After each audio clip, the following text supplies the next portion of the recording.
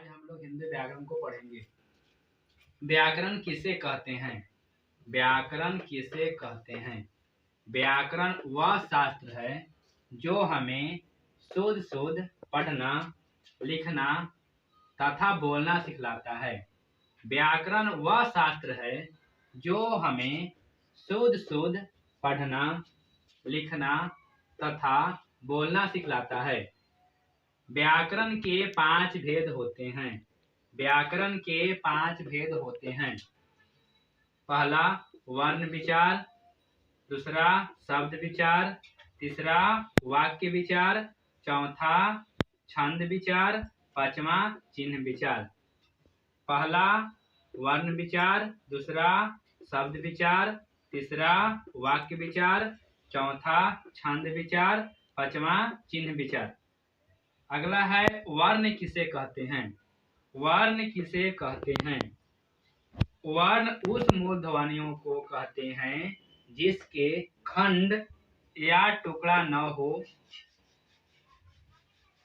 वर्ण उस मूल ध्वनियों को कहते हैं जिसके खंड या टुकड़ा न हो। जैसे अ, आ, क, च, त इत्यादि।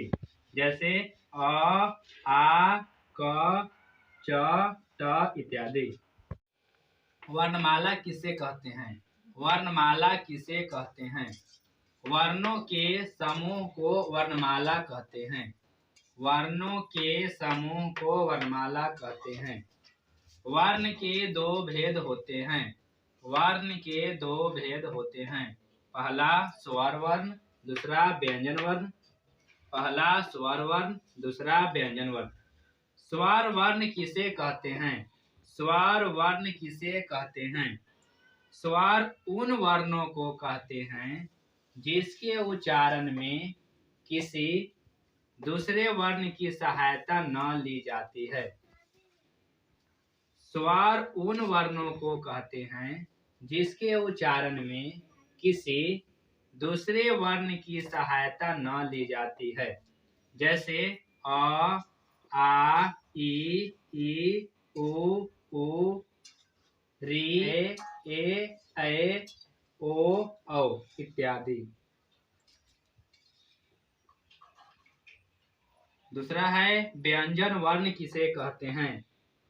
दूसरा व्यंजन वर्ण किसे कहते हैं?